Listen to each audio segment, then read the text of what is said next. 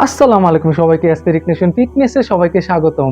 বর্তমানে সবচেয়ে জনপ্রিয় হচ্ছে যে লো কার্ব ডায়েট। এখন লো কার্ব ডায়েটে কিন্তু ভালো দিকও আছে আবার খারাপ দিকও আছে। ভালো দিক হচ্ছে আপনি খুব সহজে লো কার্ব ডায়েটের কারণে কিন্তু ওজন কমাতে পারবেন। খারাপ দিক হচ্ছে কি, এখন আপনার কার্বটা বুঝতে হবে, খারাপ দিকটা বুঝতে হলে কার্ব হচ্ছে আমাদের বডির এনার্জি সোর্স। কার্ব আমাদের শরীরে যাওয়ার পর আপনার গ্লুকোজ হিসেবে রূপান্তর হয়, তারপর গ্লুকোজ হিসেবে রূপান্তর কি এনার্জি দেয়। আর আমাদের ব্রেন কিন্তু গ্লুকোজের মাধ্যমে কিন্তু চলে। যখন আপনি লো কার্ব দেওয়া শুরু করেন তখন ব্রেনে গ্লুকোজের স্বল্পতা থাকে, যার কারণে আপনার মাথা কাজ করে না। আপনাকে কেউ যদি সিম্পল একটা কথা বলে আপনি বুঝবেন না, আপনি বোকার মতো থাকবেন। তারপর হচ্ছে যে আপনার মুড সুইং করবে ঘন ঘন, আপনার মেজাজ খারাপ হবে, মেজাজ খিটখিটে থাকবে। এটাই হচ্ছে যে খারাপ দিক।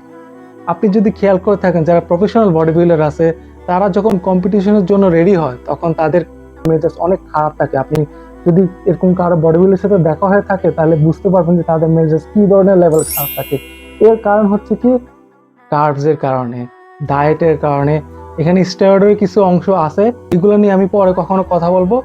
কার্ব নিয়ে কিন্তু আপনাদের আজ অনেক আইডিয়া হয়ে গেছে কার্বসটা কি। ভিডিওটা কেমন লাগলো কমেন্ট করে অবশ্যই জানাবেন। টিল দেন, আল্লাহ হাফেজ।